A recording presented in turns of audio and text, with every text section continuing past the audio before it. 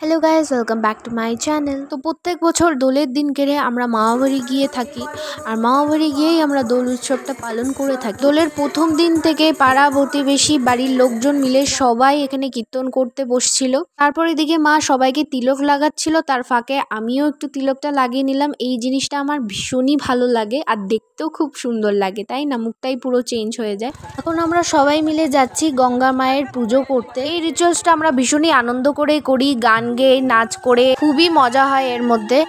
আর এখানে যেহেতু আশেপাশে সেরকম গঙ্গা নেই, অনেকটা দূরে যেতে হয়, তাই পাশেই একটা পুকুর আছে। সেইখানে বিয়ের যত রিচুয়ালস বা ঠাকুরের যত কাজ আর কি এই পুকুরেই করা হয়। তো প্রত্যেক বছর আমরা মা গঙ্গাকে স্মরণ করে এই পুকুরেই পুজো করে থাকি। তো এখন কুলোকে ভালো করে সাজানো হয়েছে, দেখতেই পাচ্ছ। আর বরাবরের মতনই মেজো মামি পুজো করে থাকে। তো এখানে অলরেডি আমাদের গঙ্গা পুজো করা হয়ে গেছে। এখন কলসির মধ্যে জল ভরে আমরা চলে যাব রাধা মাধবের মন্দিরে।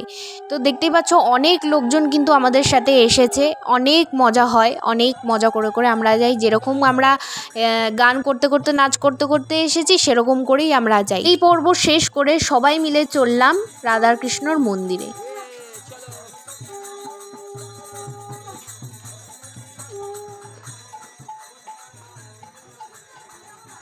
কুলো নিয়ে আসার পরেই 3 বার রাধা মাধবের পরিক্রমা করতে হয়।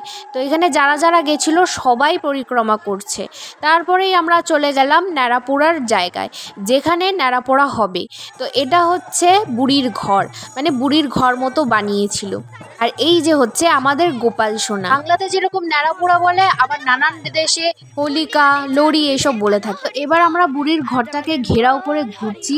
আর এদিকে দেখো মেজো মামি গোপাল সোনাকে নিয়ে বসে আছে, বুড়ি সেজেছে। আর সবাই বলছিল, বুড়ি তোমার গোপালকে কোথায় লুকিয়ে রেখেছো, বার করো, নালে তোমার ঘর জ্বালিয়ে দেওয়া হবে। তো এবার বুড়ি তো বেরাচ্ছিল না, তাই জন্য বুড়িকে বার করার জন্য তার ঘরটাকে জ্বালিয়ে দেওয়া হয়। আর এইভাবে শুরু হয় আমাদের ন্যাড়াপোড়া। তো সবাই মিলে বলো, আজ আমাদের ন্যাড়াপোড়া, কাল আমাদের দোল, পূর্ণিমাতে চাঁদ উঠেছে, বলো হরি বল। দেখতে পাচ্ছ সবাই কতটা মজা করছে। এইখানে আমাদের ন্যাড়াপোড়ার পর্ব শেষ হলো। তো এইখানে সবার জন্য রান্না হচ্ছে, এরকমই 3 দিন ধরে এরকম ভাবেই রান্না করা হবে। আর প্রত্যেকটাই নিরামিষ রান্না হবে।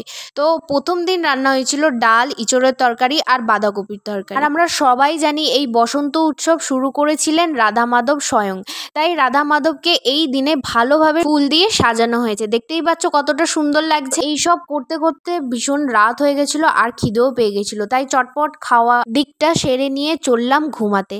তো তার পরের দিন নেক্সট ডে সকালে উঠেই মামি রান্না করেছিল পনির আলুর তরকারি, যেটা খেতে ভীষণই ভালো হয়েছিল। তারপরে রেডি হয়ে চললাম ওই বাড়িতে রাধা মাধবের পায়ে প্রথম আবির দিতে। তারপর এক এক করে সব ঠাকুরের পায়ে আবির দিয়ে দিলাম।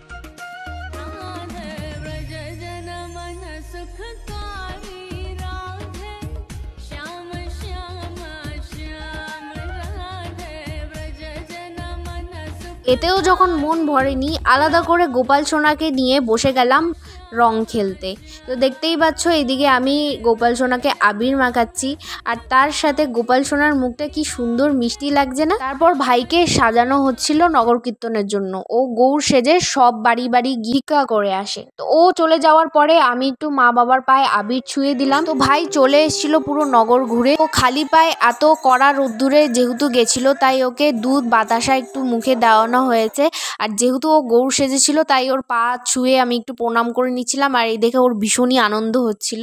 আর তারপরে শুরু হয়ে গেছিলো আমাদের মেন পর্ব, রং খেলা। তো আমি সবাইকে এদিকে আবির মাখিয়ে দিচ্ছিলাম, আমাকেও সবাই একদম ভূত করে দিয়েছে, কেউ ছাড়েনি। তারপর রাধা মাধবের এদিকে আরতি করা হচ্ছে, আর মন্দিরটা দেখতেই পাচ্ছ কতটা সুন্দর লাগছে।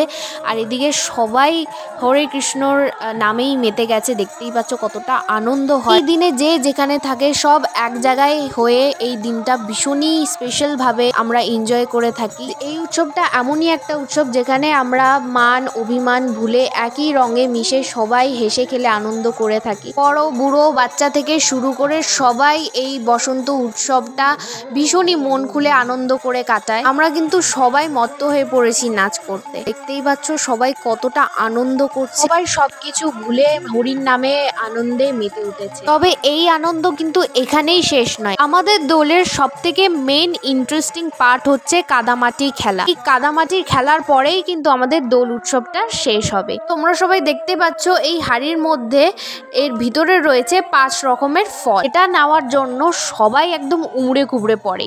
আর দেখতে পাচ্ছ এখানে একটা ছোট্ট করে গর্ত বানানো হয়েছে। এই গর্তর মধ্যেই কিন্তু এই হাড়িটাকে ফাটানো হবে। আর এই হাড়ির মধ্যে যে জলটা আছে সেই জল থেকেই হবে কাদামাটি। তো মামার পিছনে এইদিকে দেখতে পাচ্ছ সবাই গোল করে ঘুরছে।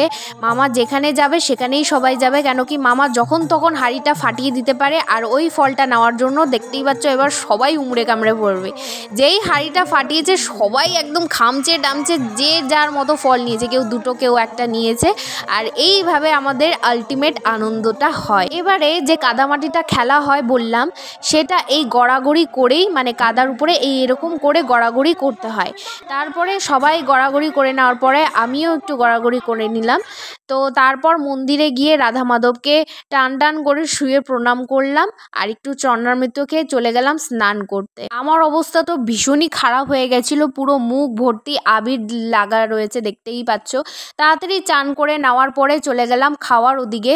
আর এদিকে অলরেডি সবাই খেতে বসে গেছিলো, অনেক লোকজন এসেছিল অন্ন গ্রহণ করতে দেখতেই পাচ্ছ। তার ফাঁকে আমিও একটু অন্ন গ্রহণ করলাম, যেটা খেতে ভীষণই সুস্বাদু হয়েছিল। তারপর খেয়ে দিয়ে একটুখানি রেস্ট করে চললাম একটু বোন ভাইদের নিয়ে পেট পুজো করতে, মানে ফুচকা খেতে। আমি নিলাম দই ফুচকা, ওখানকার দই ফুচকা ভীষণই ভালো করে। তারপরে রেডি হয়ে চলে গেলাম মন্দিরের দিকে যাত্রাপালা দেখতে।